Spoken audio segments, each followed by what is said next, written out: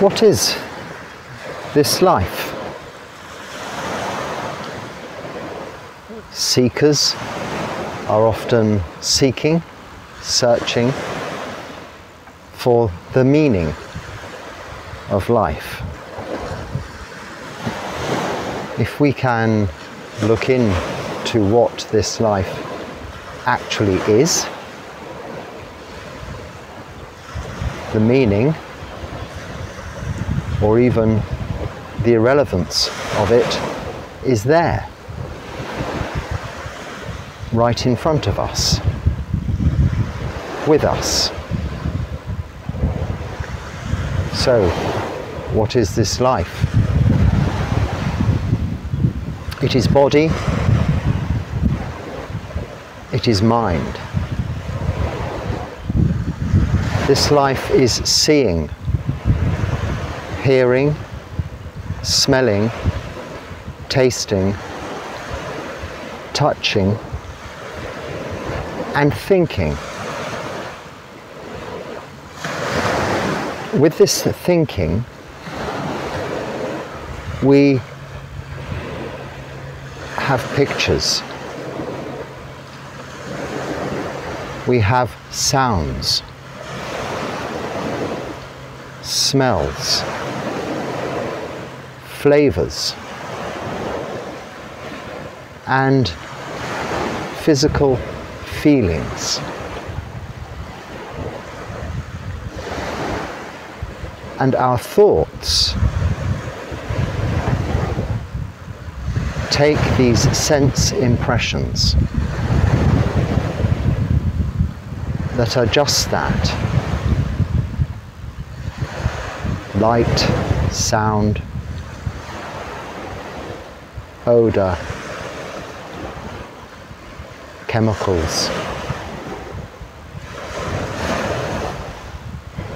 and the sense of touch.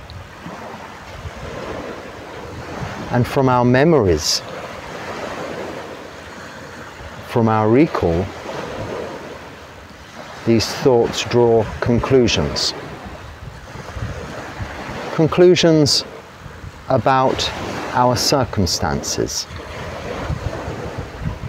our situation,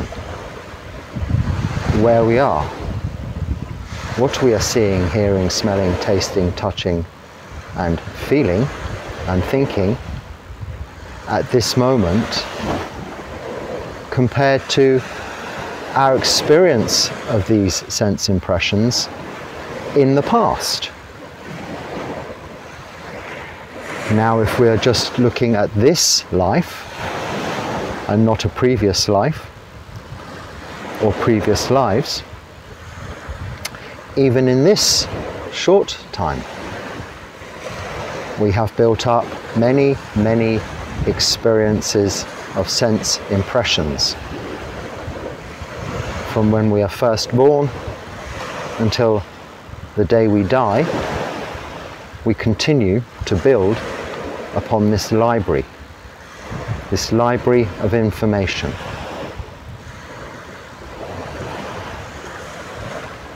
How reliable, though, is our memory? It is not so reliable. We tend to either dwell on aspects of our past that have made the greatest sense impressions, or we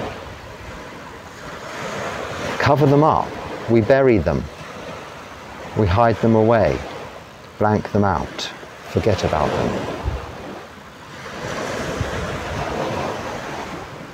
What is happening here, now, in this present moment, in this life? Currently, I'm sitting in a familiar environment, on a familiar rock, with familiar sea behind me. These things can change.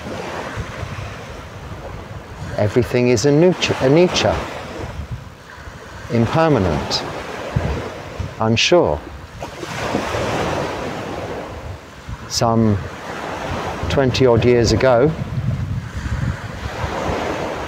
if I'd been sitting here when the tsunami happened, all that is behind me and all that is ahead of me, in front of me, would have been gone in a matter of minutes. Me too. These rocks, however, are probably much the same as they were back then and as they will be into the future. But not forever. This planet is ever changing. This rock I am sitting on was not this shape 1,000 years ago, let alone 1,000,000 years ago. But this life, these fragile, temporary bodies we use to exist, to experience these sense impressions, to see, to hear, to smell, to taste, to touch. And these thinking minds, these brains, these onboard computers of ours,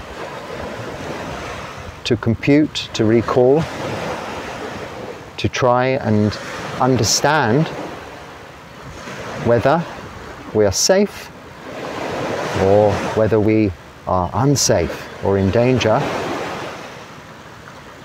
whether we need to move or whether we can relax. If I suddenly heard a roar of waves behind me, this sound would bring about action. I would probably stand, turn around, I'd get up, move.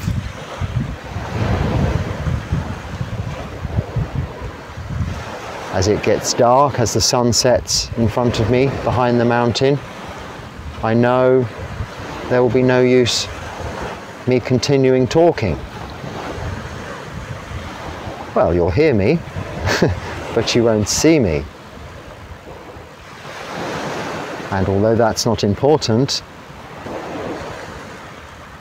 it is kind of part of the package of video and sound,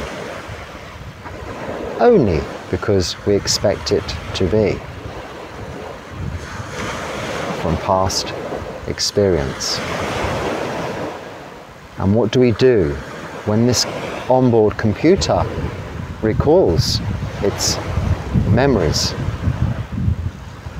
to determine whether we like what we are doing, what we are experiencing sensually, or whether we dislike what we are doing and experiencing sensually, whether we want more or less,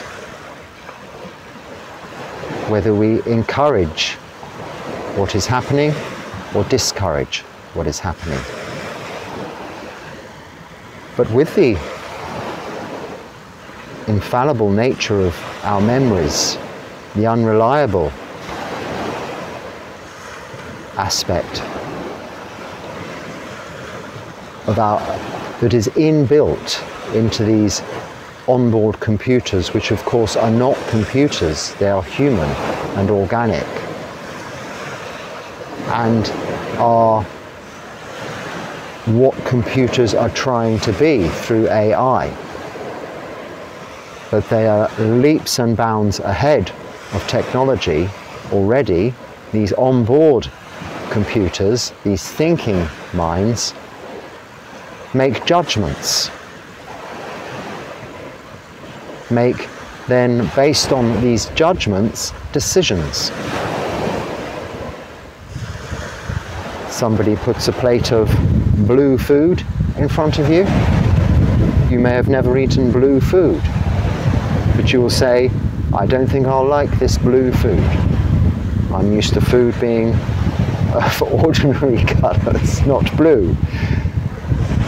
But why? Here in Thailand they have blue eggs, pink, purple eggs, all different coloured kinds of foods sometimes. Culturally, this is the usual thing to expect. But when we come from a different country, then it is not what we expect. The flavour is the same, but we make a judgment. We see a face, and we like that face. Ah, this can be our friend. But do we know that person? No. We see a face, and it's a frightening face, with scars and evil eyes. You make a judgment. I'll stay away from that fellow. He doesn't look friendly at all. Now, this scar could be from an accident. He may have something wrong with his eyes. He may be the kindest, gentlest, and loveliest of people. You won't get to know. And it is this judgment we need to let go of in this life,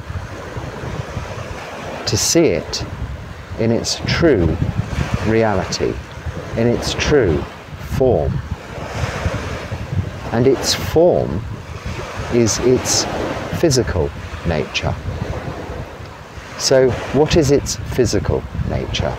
Firstly, well, solidity. Like this rock, our bones are hard, solid.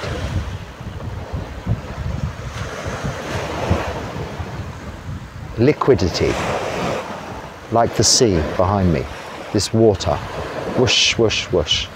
Our bodies are containers for many fluids. The life-giving, sustaining blood that is pumped around our bodies by this beating heart, keeping us alive.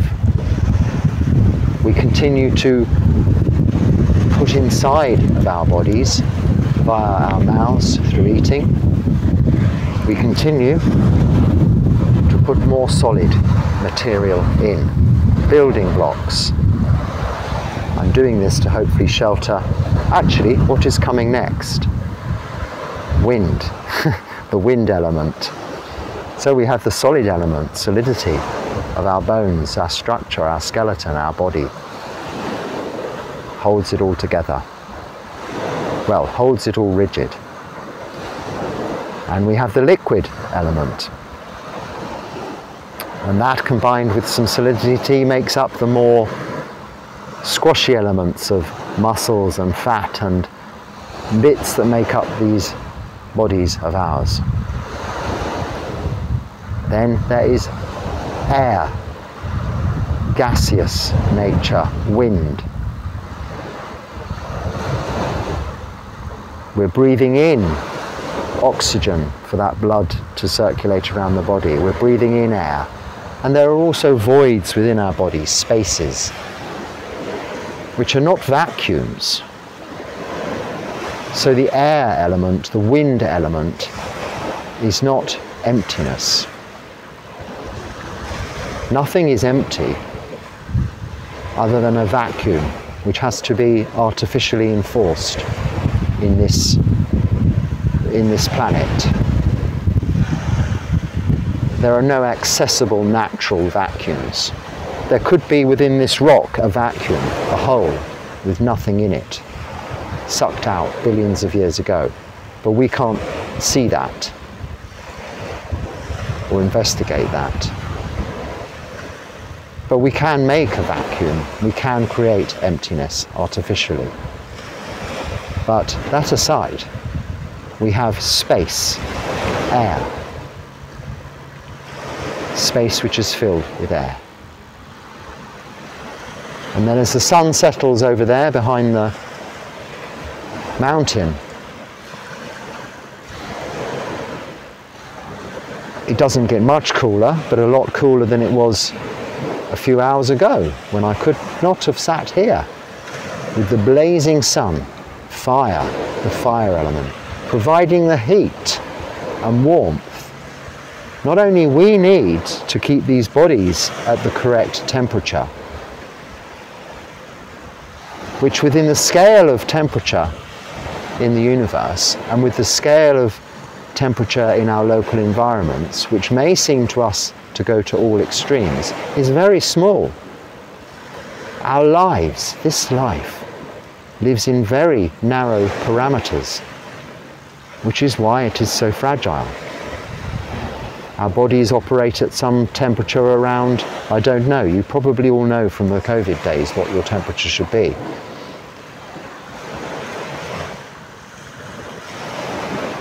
I don't know. So 30 something, yes.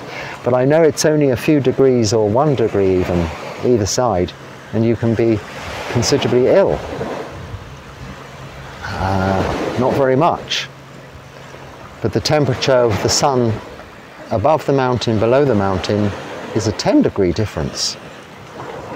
So the combination of this body's solid, liquid, gas and temperature maintaining elements has this wonderful and amazing thermostatic ability to maintain its correct working temperature, much like a car with its radiator and fan and water cooling system, maintaining the engine's maximum operative working temperature so as it is to run smoothly and for as long as it possibly can. We, like the car, need refueling. More elements go in, they're burnt up, creating more cells to replace the cells that have died off. When I first came here to Thailand, 9 years ago, these cells were different. I was a different body. They've been replaced, largely by food that's been given to me, because although I haven't been a monk for more than 3 years, I've been living the life of a monk as a mendicant, with people kindly giving me food in the monasteries where I've been staying. And this dana, this food, has been generously given out of people's kind-heartedness. And what is that, kind-heartedness? Generosity. This, like I spoke about in a previous video, the last video, is, or maybe I didn't, this dana, coming from generosity, is given out of loving kindness, metta, out of compassion, karuna, and out of the joy you get out of seeing someone being given something, fed, nourished, to keep these physical bodies going. And we learn that this giving gives us a good feeling, makes us feel content and happy. So these physical bodies, this life, is just that. Solid, liquid, wind, fire, which is able to see, hear, smell, taste, touch, and think about those sense experiences, and recall from its memory what those sense experiences mean, and do something to make this physical body feel good, or better, or protected,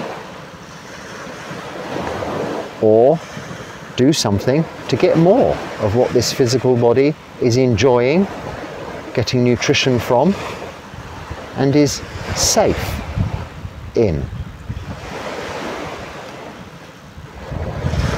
And that's all it is. Not much more than the car, really. A lump of metal with an engine. But a car, of course, has a driver. We have a driver. Now, you can get cars that drive themselves with an onboard computer, I understand. I haven't seen one or been in one, but I'm sure they're a thing for the future. that someone still uses the car to go from A to B. And we have a similar autopilot in our bodies, this thinking brain. It keeps our heart beating and our lungs breathing. We can die of all, this body can die of all so many things, so many names. When my father died, I had to get the death certificate, and as far as I was concerned, he died of cancer. But no, he died of this list of things, most of the names and conditions I'd never heard of, so long. I think at the time they were really having to cover themselves because he didn't die of COVID, and it was bang in the middle of the COVID pandemic. But people don't these days just die of old age. Bodies don't die of old age. Apparently, the last person to just die of old age was in around 1950 something, 1955, recorded. Subsequently, everybody has died of a condition. All manner of cancers. We think of cancer perhaps as quite a relatively modern thing. But I'm sure people were dying of cancer millennia ago, even in the time of the Buddha. But it didn't have that name.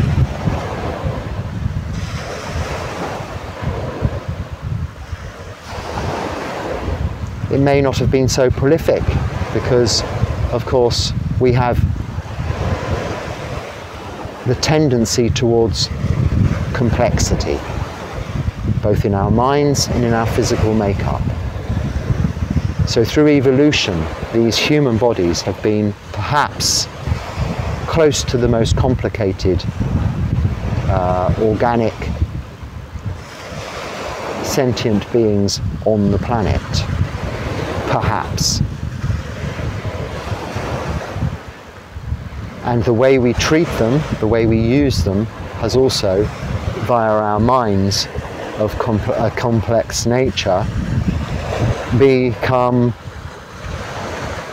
more modernized and less utilitarian. We no longer, apart from in times of war and famine, we're no longer going out fighting for our food each and every day, hunting. We generally have comforts of shelter, clothing, medicine.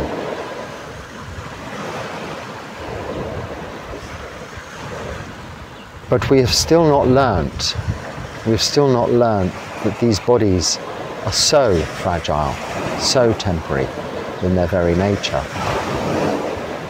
We still cling to judgments on what we are experiencing. We're afraid to let go of those memories of the past. And we like to imagine what's going to happen in the future. And it is just that, imagination. It is not real. We cannot know what will happen.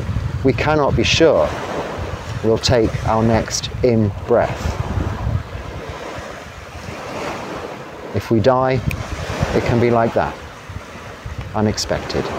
An aneurysm. I think there's only 3 things we really die of, despite all of the conditions. And this is aortic, the heart stops, pulmonary, the lungs stop, or neurologically, the brain stops. Now these can be caused by kidney failure, liver failure, cancers of the blood, of the lymphatic system, of all kinds of lists and lists of conditions. But ultimately what stops our conscious awareness in its tracks, our thinking mind, our computer, onboard computer, our thinking brain, what stops that as far as we are aware, and we are considered dead, is when either the brain stops, the heart stops, or the lungs stop. Or all 3, or any combination. Because they are our life giving forces, keeping this thinking mind going. Now, I don't want to sound like all doom and gloom, and here is the good news. Because what is this life? It is none of that. It is none of those things. It isn't seeing, hearing, smelling, tasting, touching, or our solid, liquid, gas, or temperature elements that make up this body. This is just the vehicle. We are the driver. We are the driver of that car. We are this conscious awareness, this knowing, this citta or puru, the one that knows. We are just that, a passenger on board for this journey, and it's a very short journey. So this is why we learn and we practice to let go of clinging to our physical appearance, of clinging to the things we think we own, of clinging to the information, the knowledge we have gained. Because our physical appearance will age, we will get sick and we will die. The things we own will become obsolete, break, or we will lose them, or they will be taken from us. Or through the natural decay of our bodies, we'll be unable to use them. And the knowledge we have acquired can be lost so very quickly, even before death.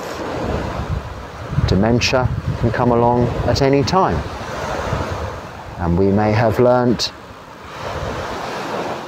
the entire Encyclopedia Britannica in 15 languages, backwards. Where does that go? Like that. Gone.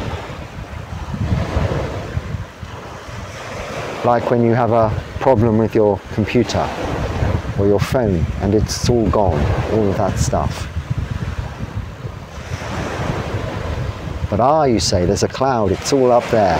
Well, you know, we have the citta. Let's call it that for now. Or the heart-mind. It's not the thinking brain and it's not the pumping heart. It's somewhere in between. It isn't in the skull, it isn't in the chest. It's not behind the eyes. It's not behind me, above me, and the sides of me or in front of me. Where is it? I don't know. We don't know. It knows I'm sitting here talking to you, sitting on this rock. It knows the feeling of solidity below me. It knows the feeling of wind around me. Beautiful breeze off the sea, off the ocean. Well, it's probably coming off the mountain now. And the warmth of the sun as it sets.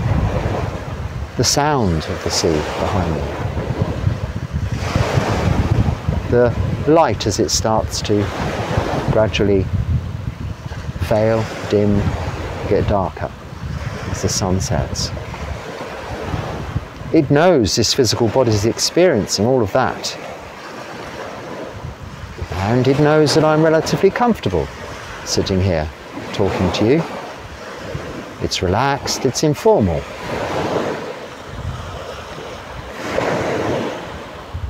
But it, in a very short while now, will be no longer possible to sit here.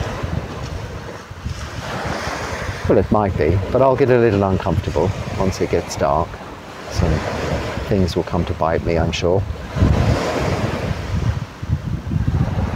But what knows that will not change when I'm back in my kuti, if I make it there. I say, if I make it there, on the way down I was walking along the path and another python slithered across in front of me, just inches away. Huge thing. Now, I don't know whether those creatures bite or are poisonous. I know very little about snakes, but what caught my attention was the beautiful way he moved, she moved, it moved. It was, I can't imagine why there is so much fear about such a beautiful creature. It moved as if it was kind of like this Michael Jackson moonwalking, you know, but like this. No contact, it seemed, with the ground. It's hard, rocky, stony ground, but just so gracefully, so beautifully. And heard it slithering, well, all of the leaves rattling as it went through into the forest. Has no intention or need to harm me whatsoever. It's seen me coming, it's getting out of my way. If I'd accidentally stepped on it, I don't think you could, but it's happened. Maybe it would bite me. I would get poisoned. Maybe I'd die. Do we continuously worry about such matters? Do we need to worry about what will happen after we die? Do we need to worry about what happened before we were born? If anything happened before we were born, we were there. I'm sure you have experienced things through these sense impressions, seeing, hearing, smelling, tasting, touching, for the first time in your life. From when you were growing up, even to this day, you will have sensual experiences that are new.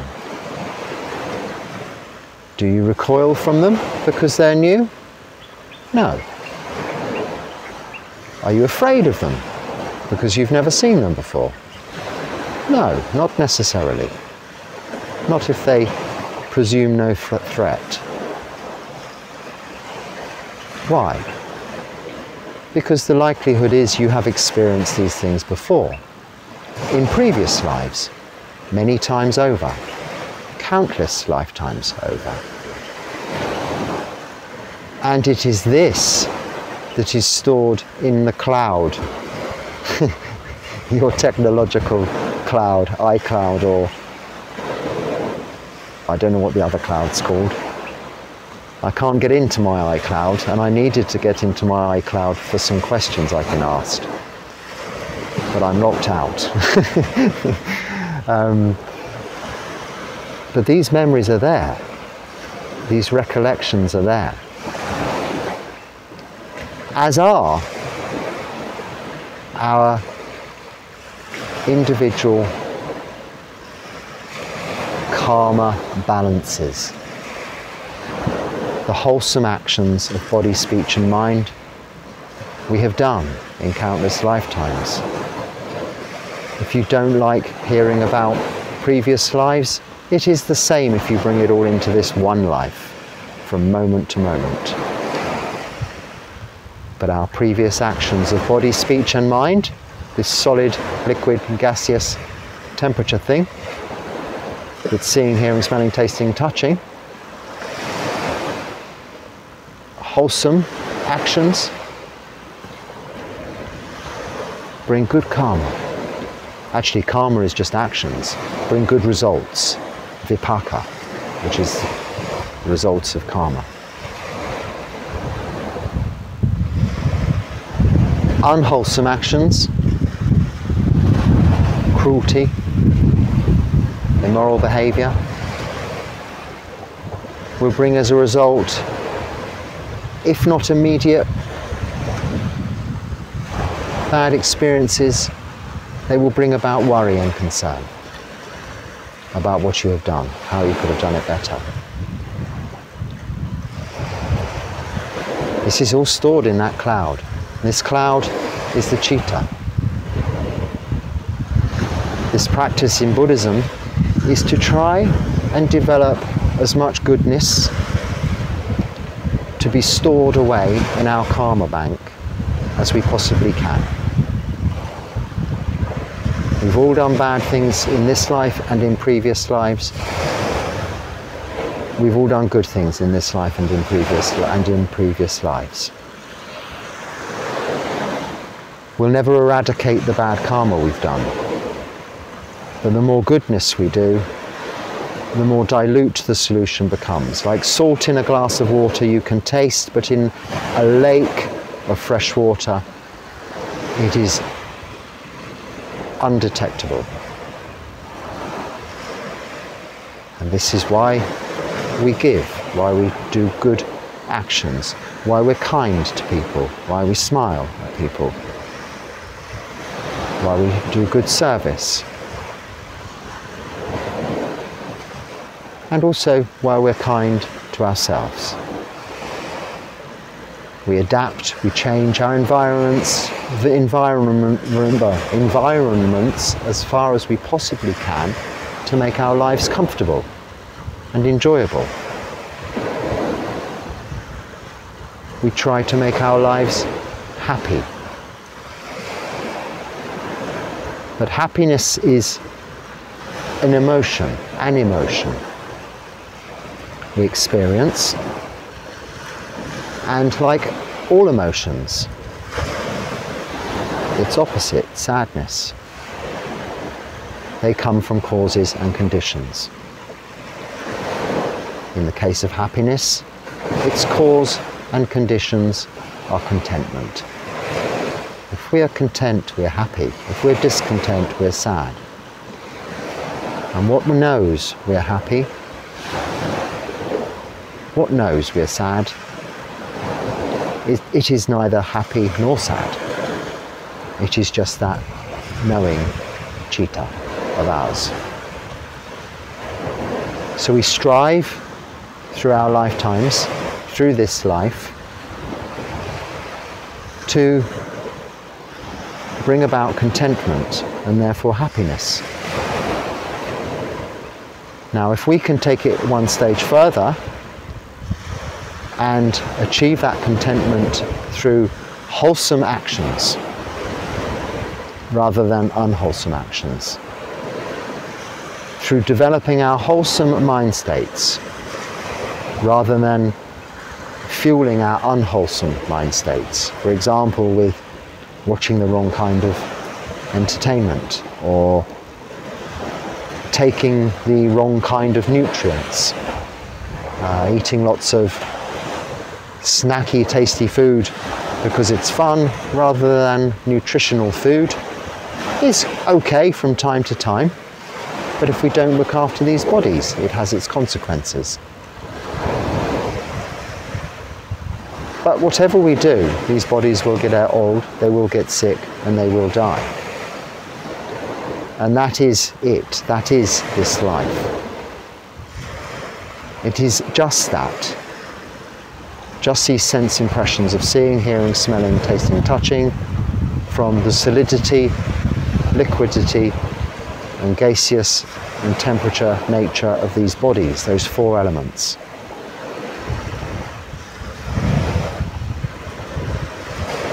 But the fifth element is spaciousness, space. And the sixth element is the citta. Now, I spoke earlier of the space in our bodies, and there cannot be emptiness, there cannot be a vacuum. But there is. It is in between, it is in those elements. It is in the atomic structure of those elements. There is space between our thoughts, a gap of no thinking between our in-breath and our out-breath. And it is in this vacuum, in this timeless space, unaffected by material goings-on surrounding us in this physical world, that our citta dwells. This is why it cannot be located in our heads or in our chests, in our hearts. It is conscious awareness in ultimate spaciousness. Not emptiness. Emptiness can only be within an enclosed structure. A cup can be classed as empty because it is a cup. But infinite spaciousness is that, just that. No thingness except where we dwell. where we are, where we be. And where we are to be is no different to where we were being. Albeit with the transient nature of these physical bodies, these vehicles we are moving around these current lives in, we will retain our position in this spacious infinity where our cheetahs dwell. And we can fill this spaciousness with goodness, with loving kindness, metta, with compassion, karuna, with mudita, joy for others. And those three karmic actions or thoughts of body, speech and mind we can practice throughout these lives using these bodies we are blessed with, are adding good karma to our karmic balance. Then this cheetah will dwell in equanimity, upekkha, which is the fourth of those four Brahma Viharas. Without judgment, without attachment, having broken the ties, the fetters, the shackles, the chains to samsara, to this physical life, it is free, liberated. Whilst we are still attached, whilst we cannot let go to our desires, our cravings, we are still drawn into physical existence.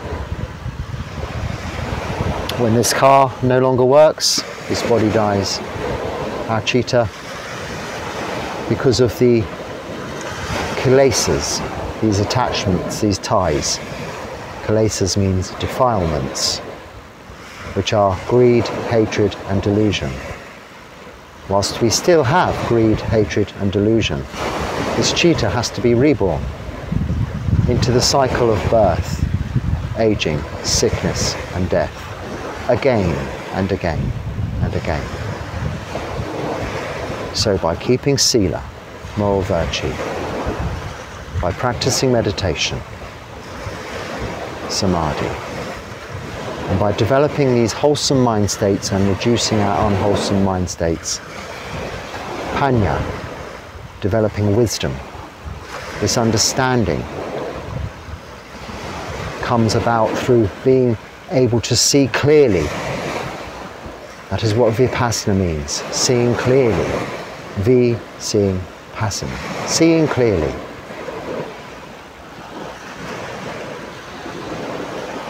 What the characteristics of this life are. This life is impermanent in nature.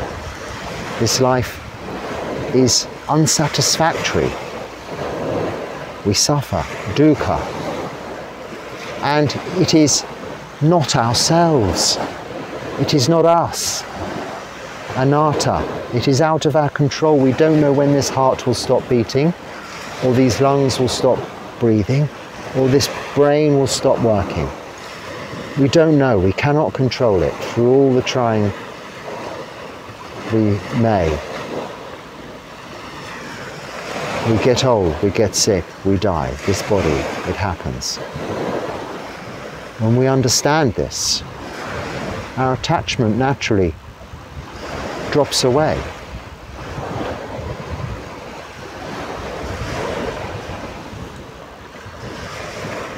The things that we think give us pleasure in life and enjoyment and happiness, we see as just so superficial through their impermanence. Like my usual example of a pizza and a Coke and a movie and this. As soon as you've had the pizza and a Coke and a movie and this, it's gone. You need more of it. But through meditation, you can really see into this spaciousness, this emptiness, this dwelling place for our citta in Viveka, that refuge.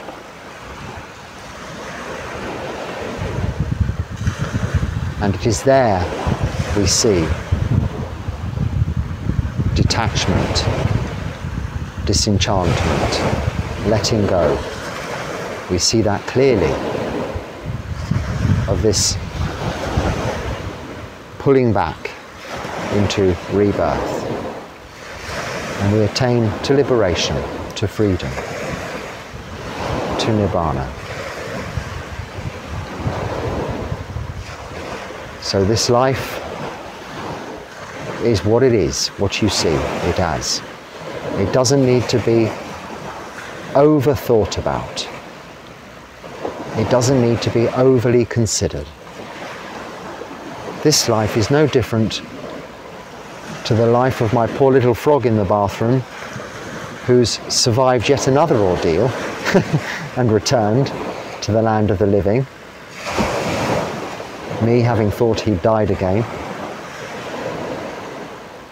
He's back again. He won't have a long life, but he seems content with his happy lot. And I'm content to have him around. He could be a girl, I don't know. He's a little frog like this. He's called a dart frog or toad. He's apparently very poisonous, but I've touched him, I didn't die. Anyway, he's very sweet. Was he a monk? Will he be a monk in the future, in another life? I think in his current state, he's unable to sit and perhaps make the conscious decision to develop his mind wholesomely and to do good actions through body, speech and mind. And he will probably go with the flow of nature.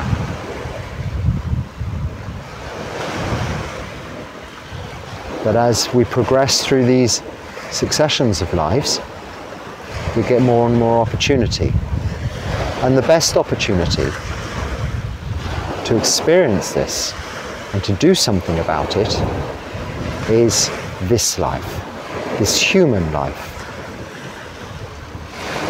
which is so perfect to realize enlightenment and to attain to Nibbana.